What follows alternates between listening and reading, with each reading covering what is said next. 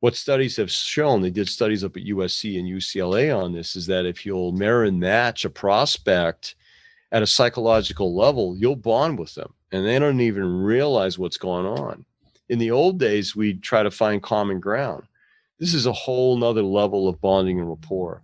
There's nothing wrong with trying to find common ground, but lots of time a sophisticated prospect will know it when you're trying to do that. And then it has the opposite effect of what you're trying to do because they're thinking, oh my gosh, this person's working me, right? This is episode number 86 of the Short-Term Rental Success Stories podcast. Are you an investor that's looking to have your home professionally managed? Go to cohostit.com for more information. Welcome back to Short-Term Rental Success Stories. I'm your host, Julian Sage. This is a show where I talk to hosts about their journeys in starting and growing their short-term rental business. My goal is that you'll be able to walk away with practical information that'll help you become a better host and learn how to scale your business. Like any exceptional host, we all strive for 5-star reviews, so please go on over to iTunes and let us know what you enjoy, as it really helps support the show. If you haven't done so already, go on over to our Facebook group, The Host Nation, to connect with the community.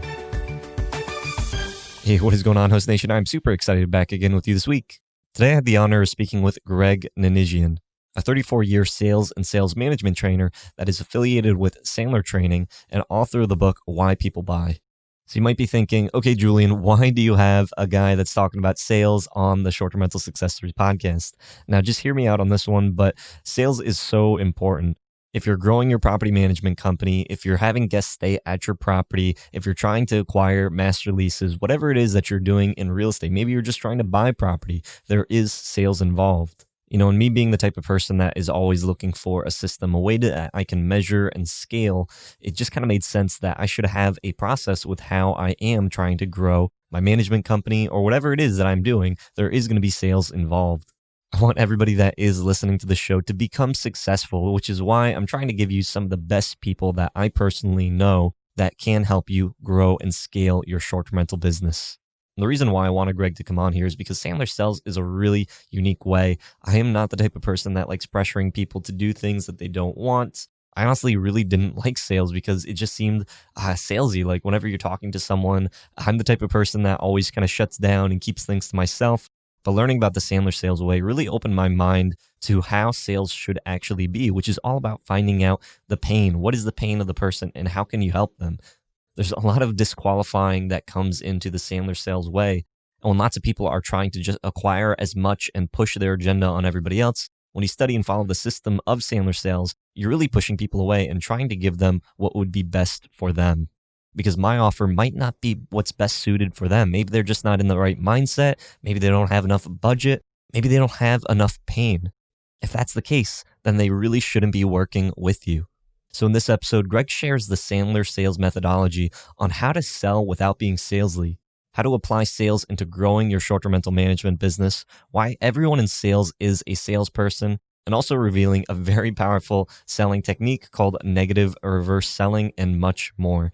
Of course, if you like my show notes for this episode, go to shorttermsage.com/STR86, or if you like my show notes sent directly to your inbox every week, then go to shorttermsage.com/show notes. With all that being said, on to this week's conversation. Hey, welcome back, Host Nation, to another episode of Short-Term Rental Success Stories. In this episode, I have the special honor of speaking with Greg Nanigian. Did I get that right? Nanigian. It's a nice Irish name. Nanigian. Nanigian. Greg, if you wouldn't mind introducing yourself to the Host Nation, let them know who you are and what inspired you to get into sales.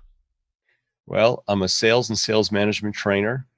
Been in business doing that now in my 34th years. We're affiliated with an international organization called Sandler Training, and I have a team of 8 people here, and we're providing sales and sales management training all over the world. And by the way, if you're a veteran, we have special discounting for veterans. We charge them half of our normal price. We have a host of programs for individuals, and we do a lot of corporate training as well for, sales teams, large and small, all the way up to global.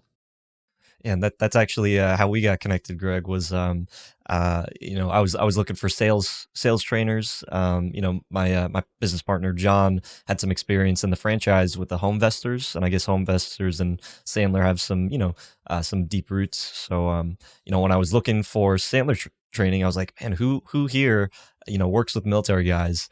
and you were one of the only people out there. So it's just like, hey, I thought this would be a good opportunity. So appreciate you coming on here, Greg. I'm kind of letting the cat out of the bag because some people are probably like, why is Julian bringing on a sales guy? It's like, okay, well, Greg is, my mentor. He's helping me, training me. So for those of you that are interested in learning, kind of what sales is and the training and education space, why I think that this is so important, Greg, and maybe to start this off is why does a property manager, why does a host, like myself, need to have sales experience? Like, why would someone need to train and learn how to become better at selling? It's interesting you asked the question because it reminds me of when I had several multifamily homes. I had a 6-family, I had a 2-family, had a 3-family, and several other income properties. And I remember needing to negotiate when I sold them and negotiate when I bought them, negotiated when I rented them out, although I did use a property management company some of the time for some of the properties. And you're negotiating with contractors. I mean, there's a lot of negotiating that goes on. One of them I had to have de-leaded, and that was very expensive. So there was a lot of negotiating going on there with with the state authorities as well as the contractors that were doing the work. I just think that when you have a command of the psychological models as they apply to selling and negotiating and techniques and methods, life just gets a whole lot easier and a lot more fun. Most businesses, if you watch Shark Tank, I remember Mr. Wonderful sharing that 90% of businesses fail for lack of sales. It's not lack of funding, it's lack of sales. Now, if you can't sell, you're not going to have funds after a while, right? So it's an interesting statistic. And it always impresses me how when people come on Shark Tank, the sharks are always grilling them to find out what kind of a sales background they have and were they enterprising as a youth, and did they go down to the boardwalk and hawk their clients or prospects, or did they go to trade shows, or did they go door to door, and they're always impressed when people have that kind of a background, because these are guys and gals that understand that level of commitment and that kind of savvy and that kind of experience is priceless. The problem is that it's experience is a hard teacher, and it takes a long time. So what we're trying to do with people, and what we've done very successfully over the years, is to help people to work smart, not hard, and grow their skills and reach their full growth potential. Greg, when I first started getting into hosting, I listed my basement property online. I was trying to make some money, and I quickly discovered it was able to cover my mortgage. When I started interviewing other hosts, like finding out like, hey, you can actually manage other people's properties, it just added this extra layer of almost like complexity, because it's like, not now I'm not just an operator, and like if I could just be an operator and just do a good job, like that'd just be nice. Like if just clients wanted to start working with me just because I know how to operate. But just because you know how to do something well, does that mean that, you're just going to be able to get business? Do you have to have sales experience, or can you just be like a super great operator and then be able to grow? Yeah, it's a good question. I suppose if you're a super great operator, um, it sure will help. And I think you can augment that with good selling skills. Uh, so, I don't know if it's enough, though. If it was that easy, there'd be a lot of people out there that are very successful, and you wouldn't have the following that you have, Julian, whereby essentially you're helping people to hone their skills and become more effective at all aspects of that. It was interesting. A few years ago, I had a client that was a ballroom dance instructor, and we train all kinds of people, any kind of, from manufacturing to technology to financial services to your world property management, real estate. Well, this particular woman enrolled in our course for individuals. We have many different courses for individuals as well as all the corporate work that we do. She enrolled in it, and I decided that I was going to take some ballroom dancing lessons. And it's one thing to watch Dancing with the Stars. It's a completely different thing when you have to do it yourself. And I think I found it as difficult to learn how to ballroom dance as she found it how to sell. And she was a tremendously good ballroom dancer. She had the skills. I'll tell you, she really knew what she was doing. But she was still, when she started the training program, she had been struggling in her business. But about 6 months into it, everything started to turn around for her. And when I started ballroom dancing, I was struggling, it's like I had two left feet, as they say. But 6 months into it, I started to do a whole heck of a lot better. So I think that being good at your trade is important, but it's not the whole enchilada. So there again, I guess it really depends on how well you're doing. I'd say if you're less than 70% happy with the results you're getting, you should consider getting sales training. If you're 70, 80, 90, 100% happy with the results you're getting, then okay, fine, leave it alone. You're doing good. But most of the people that enroll in our training program, they want to work smarter. They don't want to work necessarily harder. They're already working hard enough.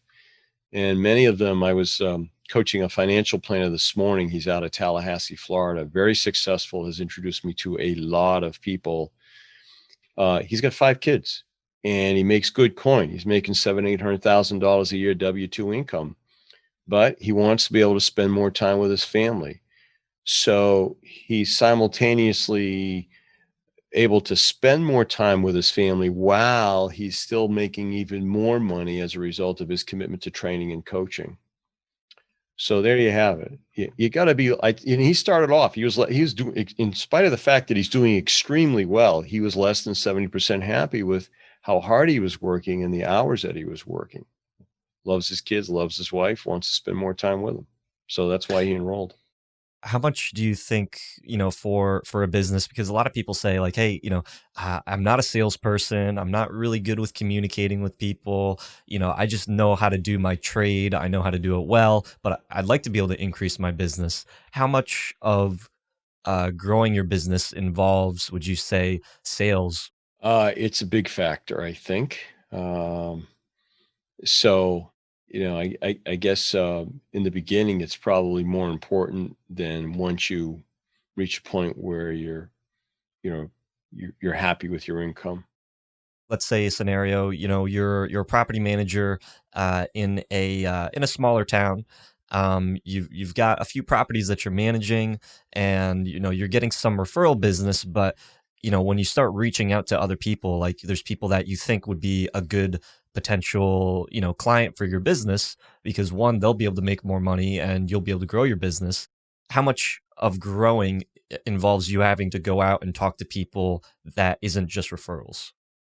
Yeah. So, look at it this way. I think this is the best way to answer the question. People are not going to contract with you unless they have some challenges with the way they're currently doing it. And in our methodology, in the Sandler selling methodology, and we're training all over the world. So if you're interested in these services, just get a hold of me. And I'm happy to have you sit in on one of our 90-minute workshops at no charge as my guest, commingled with paying clients, so you can really get some in-depth training on it. But what you're trying to do in that situation is get a hold of people that own property that are managing it themselves, if I understood you correctly, Julian. Is that right? Okay. Right. And then find out, how happy are they with doing that? How happy are they with the results and the time commitment involved in that? How happy are they dealing with the clogged toilets and the this and the that and all the other stuff that comes up and the contractors and everything else? So some people are going to be just fine with it. Then you have other people that, enough, they're ready to move on and they want somebody else to handle it for them. What you're seeking to do is to have a meaningful conversation with them whereby you're finding out whether or not they have pain. And pain in our methodology is defined as a deep-seated emotional need that would compel somebody to buy something. So it's not just problems. It's deeper than that. It's how are those problems impacting the individual, that person that's managing their own property.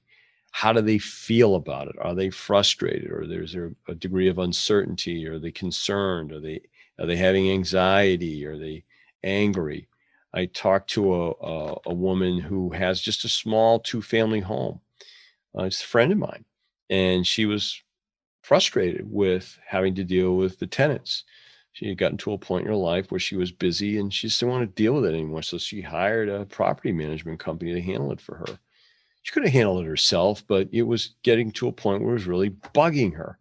And so this is what you're trying to do, is uncover that sort of a need and have a meaningful conversation whereby you've gotten the prospect comfortable enough that they're expressing those kinds of feelings. And when they do that, it gets very easy, or a lot easier, let's say, for them to come to terms with it, whatever your fees are. If they don't have any pain, it's very difficult to make that sale. But even if they do have pain and the person that's selling their property management services isn't effective enough to have a meaningful conversation where that prospect is sharing it, that's going to affect the negotiation when it comes down to fees. So there's a direct relationship between how much pain you can uncover with a prospect and how much money they're willing to pay for your services. Usually there's a direct relationship between the two of them. And one of the rules that we have in our methodology is that no pain equals no sale. If they don't have any pain, they're not going to buy anything from you. So why not find out sooner rather than later whether or not they have pain? But the problem is that a salesperson or somebody that offers property management services could hang up the phone and think that they didn't uncover pain, and they didn't. But the prospect had it. They just weren't effective enough to uncover it. So those are the kinds of skill sets that we train on. Now, that's only one portion of the entire step process to selling. I think people should have a process, a proven process to selling that's based in psychological models. There are 3 different psychological models that are key. So if you want to do some studying on this on your own, one of them is DISC, which is a communication and behavioral model. Another one is transactional analysis, which was developed by a psychiatrist by the name of Dr. Eric Byrne. And it explains, basically what it says is that in sales, you want to come 70% from nurturing parent, 30% from the logical adult part of our personality. And then there's a third one. It's called neuro-linguistic programming. And if you've ever heard of Tony Robbins, you know he's a big proponent of NLP. And under that umbrella, there's something called mirroring and matching, whereby you're essentially mirroring and matching the way people talk, how loud or how soft they talk, or how quickly or slowly they talk, even the verbs they use. And what studies have shown, they did studies up at USC and UCLA on this, is that if you'll mirror and match a prospect at a psychological level, you'll bond with them and they don't even realize what's going on. In the old days, we'd try to find common ground. This is a whole nother level of bonding and rapport. There's nothing wrong with trying to find common ground, but lots of time a sophisticated prospect will know it when you're trying to do that. And then it has the opposite effect of what you're trying to do, because they're thinking, oh my gosh, this person's working me, right? So there you go. I'm trying to keep it brief, but I think it's pretty darn important to be able to sell effectively, even in your world. I want to be able to, there's so much to that, with this whole system. I definitely want to be able to talk more about that. One of the things though, about that bonding and rapport and the NLP and the DISC that you were talking about, it's like, I feel like whenever, like when you learn about the bonding and rapport, like when people typically think like, oh, I need to find common ground with them. Like, oh, you went to this college. Oh, I went to a college nearby. Or like, oh, you've got family in Florida. I've got family in Florida. Like, you're saying though that just because there is maybe some type of common interest doesn't necessarily mean that you are building bonding and rapport with someone. Yeah, because the problem with those techniques is that, well, they're very good techniques, but they're just so old. They're so old that the prospects are onto it. It's kind of like there's a technique out there, there's a methodology out there that trains you should use a person's first name frequently. And I think that's been out there so long that when you do it, people know it's a sales technique. They know it came out of some sales course. Kind of like, you don't have to buy today, but the price goes up on Monday close, the impending event close.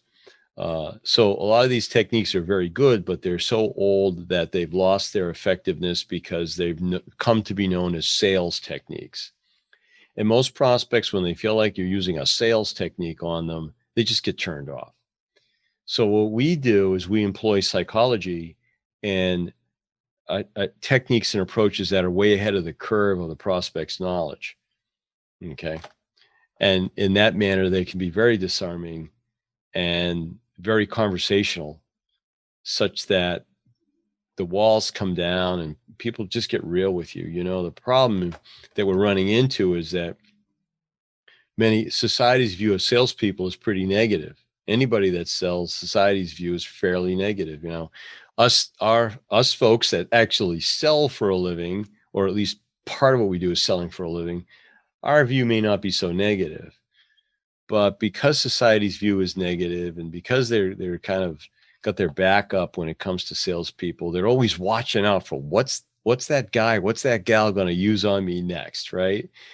And if you were to ask, 10 people to share 10 words of how society would describe salespeople, I don't know, Julian, maybe you could give me a few words. How do you think society would describe salespeople? If you were to give me just a few words, society's view of salespeople, what would they call us?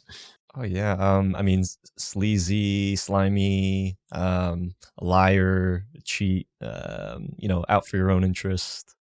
Yes. So when we're selling, we have to be very careful not to use approaches that are old and dated, and approaches that prospects realize are sales techniques. We have to use approaches that are fitted to the prospect's personality style. And that's really what the DISC communication model helps us to do. But with that, you need to wrap that methodology around a good process-driven system. So if you want, I can kind of describe what the process is overall, and that might help some of the folks that are watching this podcast out as far as how you do it. Yeah, I think we'll go over the system together, and we'll talk about that so people can kind of paint a picture in their head. This is going to be in video, so if you wanted to show something on your screen, Greg, you can. But I also think that there's a pretty good analogy or a pretty good picture, or they use the Sandler submarine is what we kind of train on. So if you want to paint, submarine is our visual aid to the process itself. And I didn't know the conversation would go in this direction, so I don't have anything ready to put up on the screen. Where you and I are kind of keeping it spontaneous and conversational here today, as opposed to a prepared presentation. But if you can visualize a step process, there's 7 steps, and you're mentioning the submarine. So the Sandler methodology uses a submarine, a cutaway of a submarine with chambers. So you have 7 chambers from the front of the sub to the back, and each chamber is separated by a hatch, right? And the water that keeps the whole process afloat, and we call it the first step of the process, but it's actually happens throughout the entire process, is bonding and rapport. Because you need bonding and rapport to make all the steps work. But without it, kind of like the submarine's going to sink and get crushed, implode under the pressure of the water deep in the ocean. So the first step is to have bonding rapport, but we keep it going throughout the entire process. And to do that, we use those 3 communication models that I mentioned: DISC, NLP, and transactional analysis. The next step in the process is something called an upfront contract. So let's say, for example, that you got an inbound call from somebody that was interested in your property management services. They saw an ad, they saw a podcast, they heard through a friend. Early on in that conversation, what we would do is we'd set a verbal agreement such that we're essentially staging that at the end of the phone call, we get an acceptable outcome. Now, in the Sandler selling methodology, there are 4 acceptable outcomes. One is a yes, they want a contract with you. One is a no, that's okay. Another one would be a scheduled next step. So you might have a phone call today, you might schedule another phone call tomorrow, or a Zoom call tomorrow. And then yet a third one would be a referral or an introduction. So any one of those 4 is acceptable. However, there are situations in which some are more acceptable than others. What's not acceptable is a maybe, let me get back to you, let me think it over, I'll call you next week. All of those are just forms of maybes. So with our process, you're enabled through various techniques and let's say systems to arrive at a successful outcome if you handle things in the proper way. And we have all the tools to help you to do that. So maybe very early on in the conversation, after they express some level of interest in your property management services, you might say, Well, thanks for calling. I hope I have something for you. How about if we ask each other questions and see if it makes sense to take a next step or close the file and part as friends?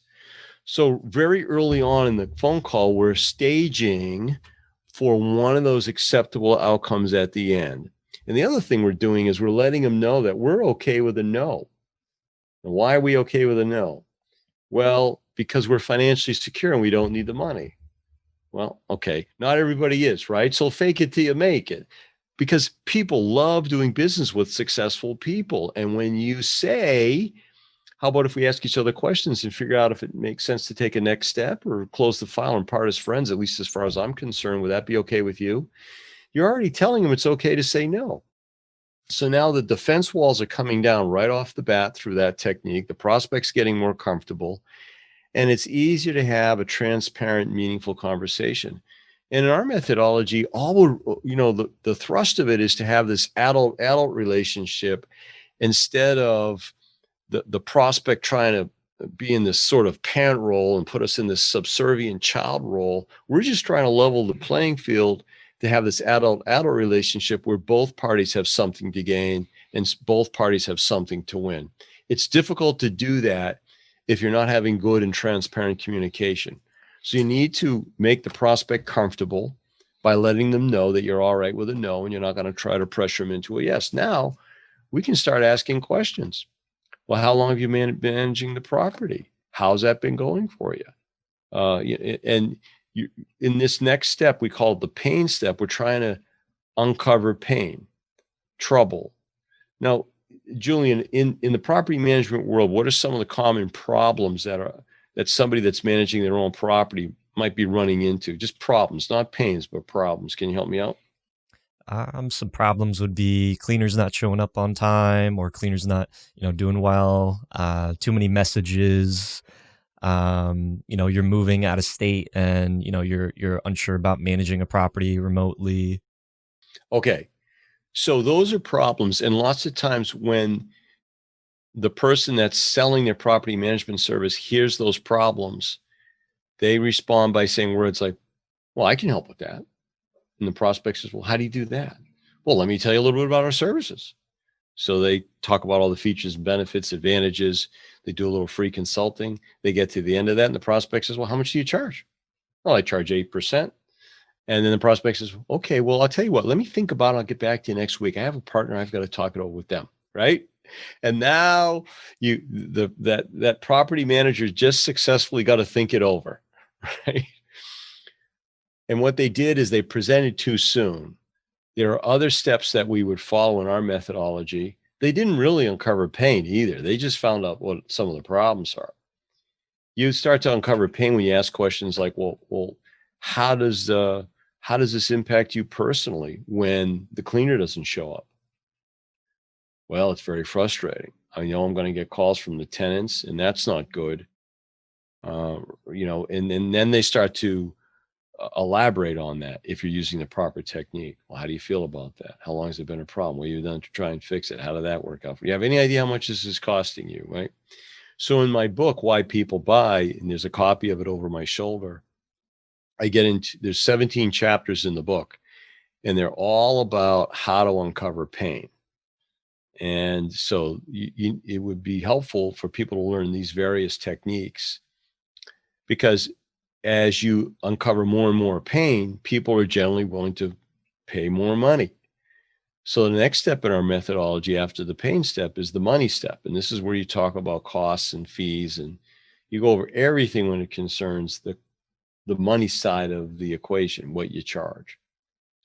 And then the next step is what we call the decision step. And this is where you're sharing with the prospect that you'd like to talk to them about how your services work and how you work, what the contract says, and you'd like them to decide whether or not they want to go forward with it. Now, you could do this over the course of a couple of phone calls. You could do it all in one phone call. You decide. I think in your world, it's generally 2, maybe 3 phone calls, or even some face-to-faces mixed in there before you're going to get a yes or a no. And so you're staging you're actually reaching a verbal agreement that you're going to share with them everything that has to do with you solving their problems and how you do it. They've committed to deciding whether or not they want to go forward. Then you enter into the sixth step of the Sandler process, which is fulfillment. So what have we covered so far? We've got bonding rapport. We did upfront contract. We did the pain step, the money step, the decision step. And now we're into the fulfillment step, where you're simply talking about the problems and the pains that they have, and then your solutions, how you solve those problems. And then at the end of that, you're moving towards a decision. And we have many different closing techniques, but it's not so much the close that makes the sale, it's all the things leading up to that fulfillment step. And you might just say to them, well, let me ask you this, this is after you've shared with them how you would like to work, solve the problems and how you work. You might say, well, let me ask you this, 0 to 10. 10, you think it's a good idea to go forward, the problems would be solved. 0, not at all. Where are you? And now if you've done everything correct up to that point, they're going to give you at least a 7. And so if they say 7, then you would say, okay, well, what's it going to take to get you to 10? And the prospect will share with you what they need to hear or see or feel in order to be a 10. And once they become a 10, you say, okay, well, are you okay if we do some paperwork and get started working together? So then you take care of that. We have a last step. It's called the post-sale step. In the post-sale step, we're doing 3 things. One is we're trying to uncover any potential for buyer's remorse or that they might back out the next day. Best time to deal with that is on this phone call or Zoom call or while you're face-to-face right after they've essentially closed themselves on doing business with you.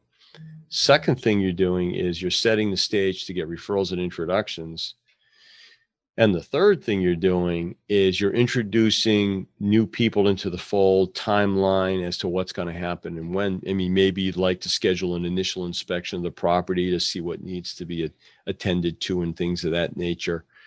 So those are the 3 things that happen in the post-sale step.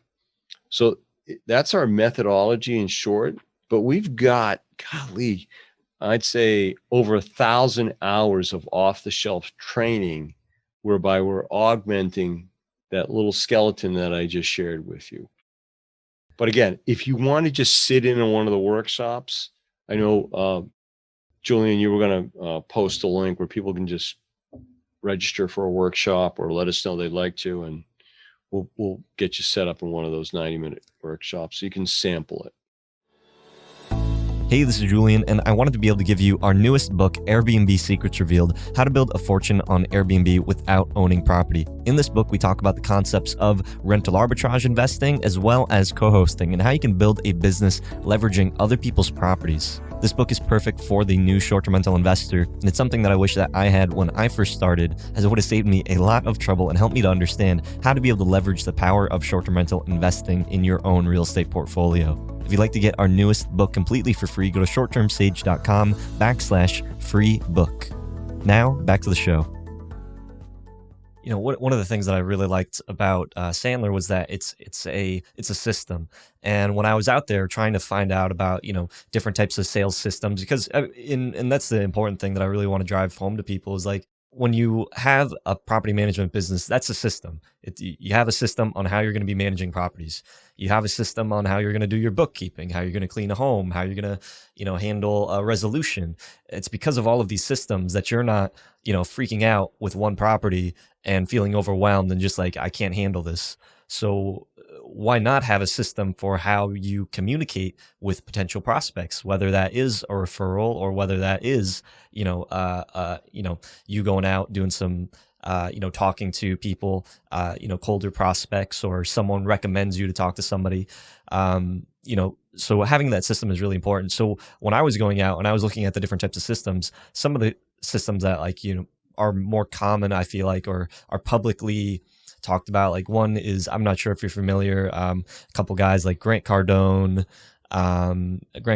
Jordan Belfort. I think Jordan Belfort's, and when you said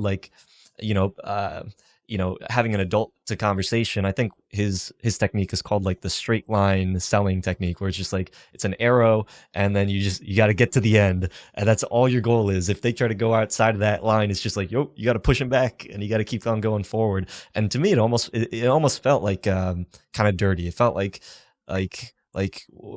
this isn't an equal conversation. This is more like me pushing my agenda so I can get to the end. What are your thoughts when it comes to how most sales training or most sales systems are out there, and what people are consuming, what they think is like, I got to pick up the phone every day, I got to make cold calls, I just got to grow my business, versus how the Sandler system works? Well, I think in general, a good sales methodology is one that's constantly evolving. I mean, I've been doing this for a long time. I got to tell you, back in the late 80s and early 90s, when I was training people how to make prospecting calls, I would train them to tell the receptionist that you're calling long distance and you will get put right through. I mean, that's historic. That's like back in the dinosaur age. Most people, I mean, you're probably scratching your head, some of you guys out there that are millennials, you're probably saying, what does that mean? What relevance is? Well, see, back in the day, uh, when you called out of state, that was a long distance call. It cost extra. And there would be some level of soft pressure on the receptionist to put you through, because it was costing you a bit of money to be on hold and to, right? So, but it's irrelevant nowadays. So whatever methodology you invest in, is it current? Is it one or two steps ahead of what people generally know as a good sales process? And I think that's one of the things that Sandler has been very good at, is staying way ahead of the curve, introducing new material on an ongoing and regular, pretty much weekly basis. We have a portal that's got thousands of podcasts and resources in it. We've got guys and gals all over the world that are writing books, that are Sandler affiliate, and continually updating the material and keeping it current and ahead of the curve. Is the methodology that you might be looking at doing that? So for example, we have a prospecting methodology that incorporates, if you wanted to, incorporate Sales Navigator, LinkedIn, Apollo IO, lots of stuff, ringless voicemail messaging. We have all these technologies that we're familiar with, and we're constantly updating and experimenting with new ways to do it. Even internally here in my company, we're trying all sorts of new things, and we track it, and we know what's working the best, and it's evolving. What we were training to do even a month ago is different than what we're training to do right now, because what worked well a month ago, well, we found something that's working even better now. And there are a lot of technical tools that you can use in your prospecting and your pinging and people and so forth to help you to be more effective. Don't you want to know about that stuff? Because it'll help you to work smarter, not harder, but a lot smarter. How to optimize your LinkedIn profile or your Facebook page. Those are very important things. So I would say that in general, just make sure that the methodology is staying ahead, that it's current, and it's evolving all the time, because nothing stays the same. People's knowledge of how to sell is constantly being updated. The prospect's knowledge of how people are trying to sell them is constantly being updated. Right, but what are your thoughts with how sales? I mean, because you said Sandler is just one methodology, but do you think that there is, like, when people look up sales training online, or they look up how to sell more on YouTube or Google, they might get guys like Jordan or Grant Cardone. What are your thoughts on how sales is being taught today versus some of these longer standing maybe sales training? Like Sandler's been around for like such a long time, and I think it's pretty interesting that it's like you guys aren't like when I was talking to you, Greg, before, I said it's almost like I struggled to find Sandler information online. Like there just wasn't like a lot of free information online, or there wasn't a lot of education in the same way that a lot of sales trainers are trying to promote themselves. Like they're all over YouTube, they're all over all these things. So what are your thoughts on how people are trying to sell and trying to teach on selling versus Sandler? Well, it's a good question. We're very busy. And I think maybe explains why we're not promoting it as much using means that other companies are, because we're extremely busy. Sandler is delivering more hours of sales training than any other sales training organization in the world. Per year, we deliver more than any of them. So we're very, very busy. I just think that with the Sandler selling methodology, yes, it's been around for a long time, but it encompasses many different psychological models. And a lot of this material is public domain, and it incorporates it into a methodology whereby the qualifying is done up front. And so that you're also disqualifying people that were never going to buy anyway. I think what separates it from others is that it's got an ongoing reinforcement element to it. The Sandler method, everything we train on is ongoing reinforcement. Yes, we allow people to come to a workshop to sample it, but beyond that, we were big believers in ongoing reinforcement training. And our methodology is non-traditional and really about 180 degrees opposite some of the traditional approach to selling. So it's non-traditional, has a lot of reinforcement. It's just different, and but it works. So those are some of our differentiators. So going back to with how someone is trying to, let's say they get a call from someone and someone says like, hey, Julian, I'm interested in your property management services. I want you to be able to, I heard about you from the podcast, or I read something online. How, I just kind of tell me what the price is. I'm shopping around right now. Like, how would you handle that type of situation where there's just people that they want to know the price, they're price shopping, and how do you turn that into something if there was Sandler methodology? Do you want to role play it? Yeah, let's role play. I'll play the property manager. All right, so I'll pretend ring-a-ling. I'll just say hello, and then you're going to play the person that's interested in the. All right. Okay, so here we go. So, hello. The phone just rang, and I'm picking up, and I'm saying hello.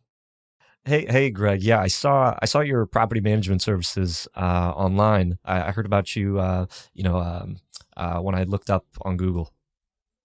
Okay, what can I do for you? Yeah, well, I've got a property vacation rental, and just shopping around looking for what the property managers are in the area. Sure. Okay. Can I get your name? Yeah, this is Julian. Okay. And you found out about us by web research? Yeah, just looked up online on Google. Okay. And you're interested in property management services. So can you tell me a little bit about what kind of property you're looking to get managed and that sort of thing? Yeah, I've got a vacation rental in Boise, Idaho, and I'm just looking for someone to be able to take care of the property at the best price. Okay. I get the feeling you've got some experience with this. Is that a true statement?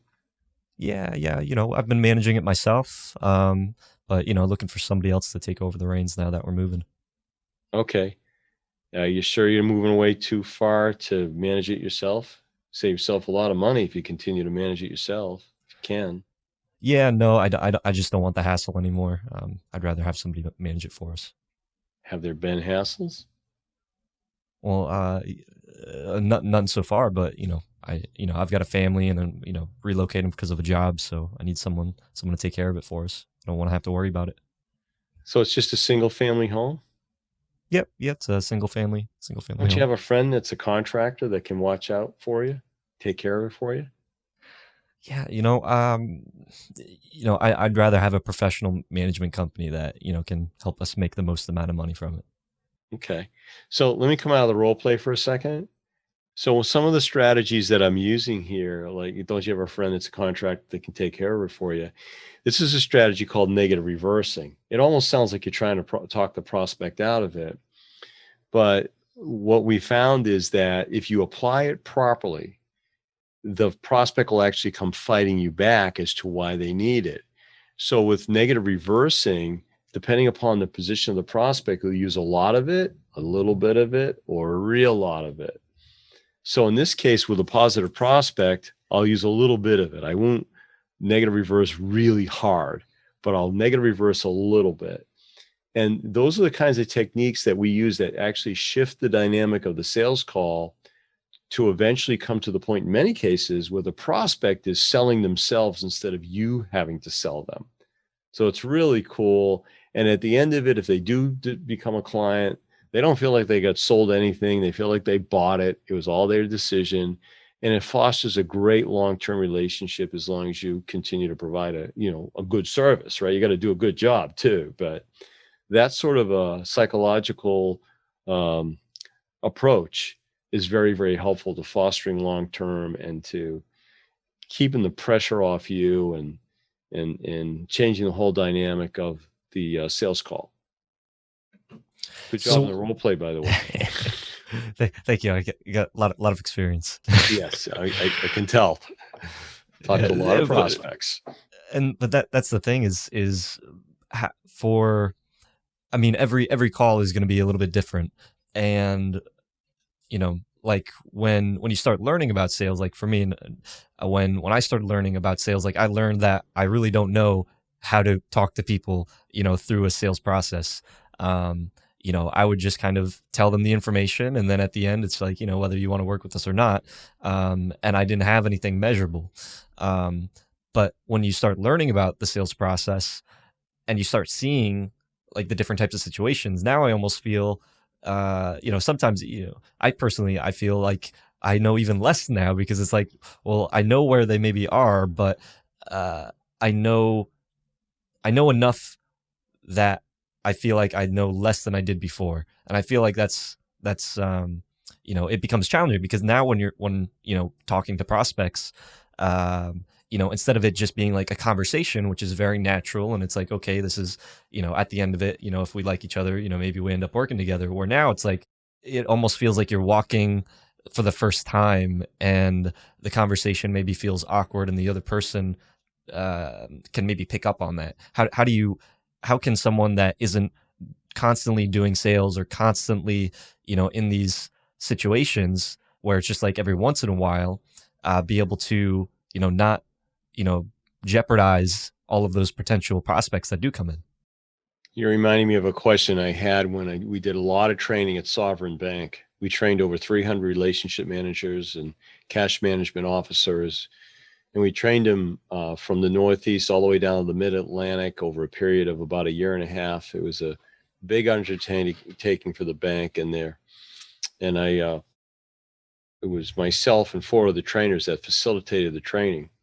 And I remember in one of the workshops, a lady piped up and said, Greg, we like the training, but I've got to tell you, we're only selling out of our entire work week. We're only selling 10 or 15% of the time. The rest of the time are internal meetings and this and that, but real selling is a 10 or 15% of the time. So you think about that, right? In a 40-hour work week, that's 4 to 6 hours a week, right? Now, when you ask me that question, Julian, are you talking about maybe 4 to 6 hours a week of actual selling? Yes. Yeah, probably around there. Definitely could be, if that sometimes. Some weeks it might be a lot more. Some weeks it's, maybe none. Okay. So her question was as if to say, how relevant is all this training? Because we're only selling 4 to 6 hours a week anyway, right? Get it? My response was, well, in that little bit of time that you have to sell, you want to be as effective as you can possibly be. That's why we're doing the training. And she's like, oh, okay, that makes sense to me. So there's your answer. Get as much training as you can so that in that little bit of time that you are selling, you're entirely effective. Think about how important that is. Does it have a big bearing on your income? If it does, get your training, get your practice. When we facilitate our training programs, as you know, we do a lot of breakout group exercises. So people are getting the practice in, even in the training. We're never talking for more than 20 minutes before there's some kind of a group share or a breakout group exercise where in our virtual training, we put people into separate rooms. It's really cool. I mean, you've seen it, right? And people get actual time to practice techniques on each other and discuss how it went and coach each other. And then we move on to some new techniques. That's what you got to do. That's the commitment. Or if it doesn't make sense for you to do that, then maybe this is just a hobby at this point. For some people, it's a hobby and they want to grow it into a business. This is the commitment. It reminds me of years ago when I was doing a lot of work with multi-level marketing companies. And these people would start off part-time, and many of them would have one or two other jobs trying to make ends meet. And they wanted to make this multi-level marketing company their main business. And so they'd have these one or two other jobs to make ends meet. They'd enroll in our program. They'd practice, and over a period of time, some of them were successful, and they'd end up doing it full time. And now some of them are just really essentially connecting the annuities from all that smart work and hard work, right? There you go. I used to race a stock car. For 20 years, I raced a stock car for fun and to raise money for charity, to help fund Christian mission trips and help victims of war, famine, and disease. And when you think about the amount of time that the race car is actually on the track as compared to the hours and days of work, and me going off to stock car racing school and all of that, for every 1 hour on the track, there was probably on average 60 to 70 hours worth of work for that 1 hour on the track so that we could run top 10, right? That's what it takes. That's the commitment. It's your choice. You know what I mean? In stock car racing, that's what it looks like. So Greg, there's probably lots of hosts out there that they have, they have some property, they're operating, but they just really don't like sales. They don't like having to, they don't like having to try to talk to someone and see if maybe they'll end up working with them. Maybe they feel like, I'd rather just pass this off to somebody else. Can I just find a salesperson that will handle all of the calls for me? That way I can just focus on my guests and my properties and making sure that everything is running. I mentioned Sovereign Bank to you. At the time, one of the chief execs of the company was a guy by the name of Joe Campanelli. And Joe was, he loved to sell. And because he loved to sell and he was very, very much into the training that we were providing, he was a great mentor to everybody else in the organization. And I'd say this, over the years, I've had many people that have seen me do a talk or a conference, with hundreds of people in the room or a Zoom, and they'll approach me afterwards. And I've had a lot of them say to me, hey, I've got a salesperson. I want to put her or him in your course. And I saw a lot of people do that in my early days. And what I saw is that when that salesperson finally turned over, because as David Sandler used to say, each day they work for you, they're one day closer to leaving you, right? When they finally left, that small entrepreneur would have to kind of like start all over again.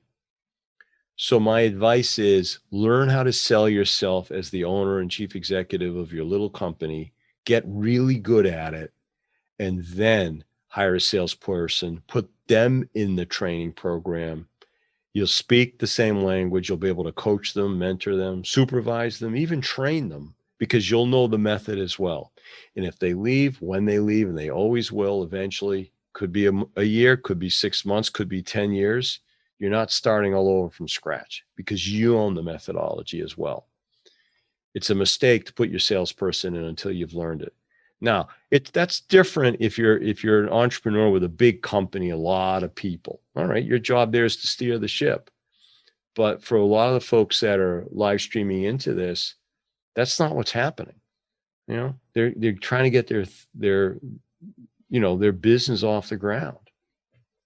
And again, you watch Shark Tank. Who are they likely to invest in? Are they likely to invest in somebody that comes on the show and says, I'm going to take that $200,000 that you pay me for 20% equity in my company, I'm going to hire a salesperson? Or are they likely to invest in that guy or the gal that says, I am the salesperson right now, and I'm running everything right now, and I'm going to take the $200,000 and put that into manufacturing or something else? They're a lot more likely to invest in that person that understands that they need to do the selling, or they're big enough, they're scaled up enough that it can make sense for them to hire salespeople. So there you go. Now, there's lots of, when you really think of it from a property manager standpoint, there's lots of different aspects or lots of different ways that you're selling. I mean, one, we're selling our guests. We're selling the guests that want to stay at our properties. We're selling, to other owners that have properties that might want to work with us. And then we also teach on, working with landlords that have properties that we're looking to lease them from, so we can turn those into short-term rentals. So lots of different aspects to selling.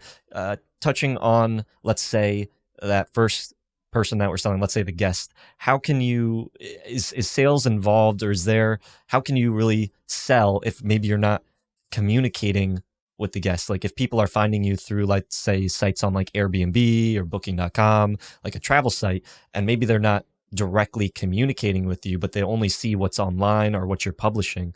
How can you effectively sell better your property if you're not the one that is communicating maybe directly with them? Yeah, you've got to find ways to have verbal communication with them. You need to get a hold of them. So if it's by email, there's ways through email that you can potentially get a hold of them. If they're messaging you on Facebook, you really want to get it to the point where you're having a verbal conversation. But with that said, there's a lot of material that comes out of neurolinguistic programming that we train on in terms of how to mirror and match the manner in which they're communicating with you for bonding purposes, such that they're a whole lot more likely to want to have a phone call with you or a Zoom call with you. Make sense? You got to bond with them even through the way they communicate. So for example, if you get an email from a prospect and it's in 16-point blue font, italicized, when you respond, make sure your email is in 16-point blue, italicized. Whatever the font is, Arial, whatever it is.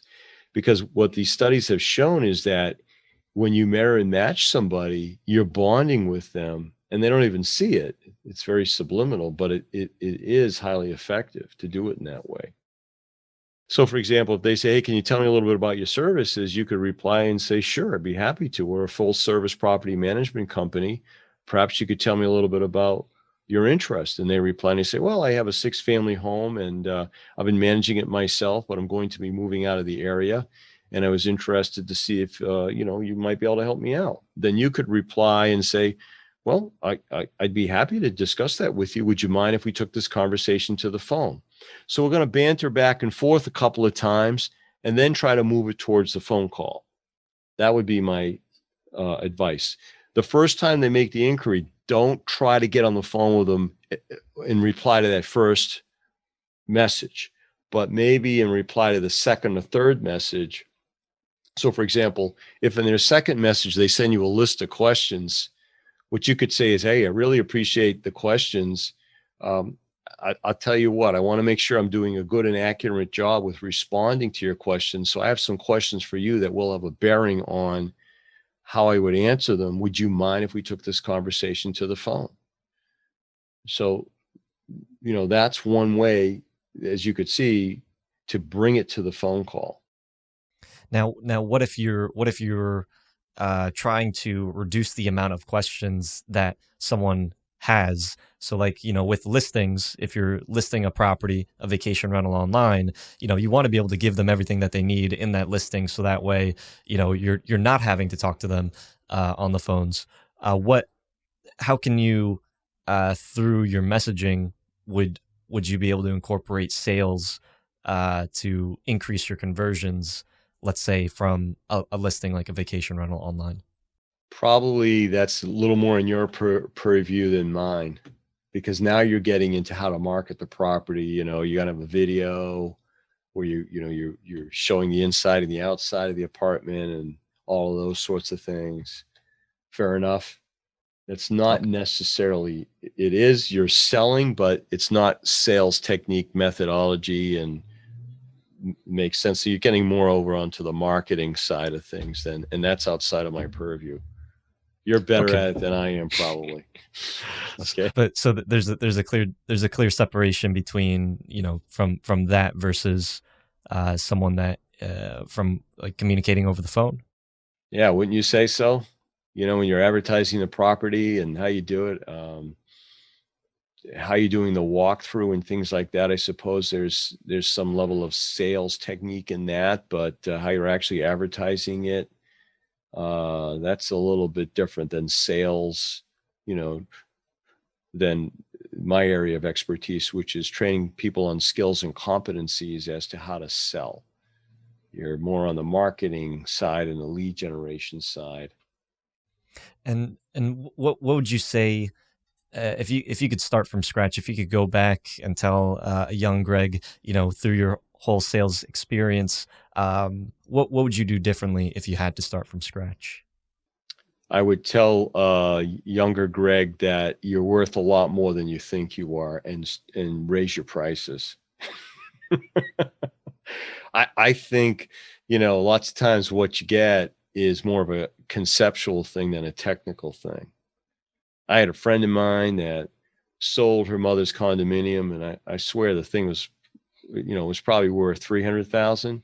Well, she thought it was worth 350. She ended up selling it for 350 because she had the belief, right? I was just looking at the comps. Okay, it's worth 300. She's like, I don't know, it's worth a lot more than that. So, and that's there. This is like, I still remember this is about 15 years ago. It was, she had it in her head it was worth 350, so she was going to go get 350 for it. She got it. I swear it wasn't worth more than 300, but I guess it is worth 350 because somebody's willing to pay that much. You know what I mean? But in this condo was in a complex with hundreds of other condos. Nobody was getting that kind of dough for condominiums. She did. Conceptual, right? It's just conceptual. So when everybody else is maybe lowering their management fees, or they're trying to just offer so many extra services, and when there's so many managers out there, like, how do you really pick? You're saying that you just know your worth and that's what it is, or how can you really compete with other people when they are? It's both. You have to have the technical skills to sell. And she was a friend of mine, but she also took the training. She was in the course. You have to have the technical skills to sell, but you also have to have the belief in what your worth is. You know what I mean? So it's both of those things, I think, that come into play. And if you could give one piece of advice to someone who is, they're just starting off, trying to maybe implement sales into their business, what piece of advice would you give to that person? Sit in on one of our workshops. We're not charging for it. You'll be commingled with paying clients. You can come to one at no charge, get some free training. After the training, if you want, we'll have a 15-minute Zoom call, find out how you like the workshop, and if you might be interested in ongoing training. What do you got to lose? Definitely. Yeah. And it's, and with those, like we were saying in the beginning, Greg's been working with me, so I could try to learn how to be able to sell better, because I think, again, it's so important to be able to have a system in all the different things that you do, whether that is, producing a podcast, whether that's managing your property, whether that's going out and finding new business. Having a system is definitely important. So if you do end up joining maybe one of these calls, maybe it's going to be with me, maybe I'll be on one of those. Definitely giving people a little secret is bringing you on. I should have kept, was thinking, should I really be bringing Greg onto this show? Because now they're going to know how, how we're growing our business. But no, I appreciate you taking the time on here, Greg. And I know that you got another call that you got to go on, but you also have another resource, the Why People Buy. Of course, we're going to include that. It's Greg's book. Talks a lot about pain. We'll include that down in the description box, as well as if you want to be able to connect on a workshop, we'll include that in the description box as well. Do you have anything? One question that I always love to ask people, Greg, is what question would you have maybe for someone that typically this is with property managers, but I always like to ask, what question would you ask another person that's maybe at a similar size than you, or maybe that next level where you're trying to go? Maybe it's even applicable in your business. Like, what are the things that you're questioning? Like, how do I get to that next level? Or like, what are some of the things that are in your business that maybe you would be asking somebody else in regards to, let's say, sales? I know what to do. I got a plan that's working tremendously well. And, I've got great people here, and I don't reach out to anybody for, I go to conferences and I learn a lot at those conferences, but there isn't anything necessarily that I have questions on, particularly. But I guess the question I'm always asking myself is, what's next? And we're always looking at what's next around here. Okay, now what do we do? What's next? What's next? What's next? How do we keep evolving? How do we stay ahead of the curve of the knowledge base of prospects? What's the next workshop we're going to come up with? How are we going to shift roles around here to become even more efficient than we are right now? Because people here are growing and they're becoming more skilled in certain areas. And as they become more skilled in certain areas, they want to gravitate towards those areas, which means they're spending less time in another area, which means now I'm going to bring somebody else into that area. So there isn't anything particularly that comes to mind with how to grow my business. There was years ago, but I know what we need to do. So am I answering your question? I don't know if that's your question. Yeah, that's an answer. That's an Yeah, answer. Yeah. Well, I appreciate it. Appreciate you coming on here, Greg. Of course, all the links in the show notes. And until next time, Host Nation, keep on hosting. All right. Thanks a lot for the opportunity. I appreciate it. Hope you hosts benefited from the show. If you found value, please go on over to iTunes, leave us a review, and let us know what you enjoy about the show. If you'd like to talk to hosts that have been featured in these episodes as well as the community, go on over to our Facebook group, The Host Nation.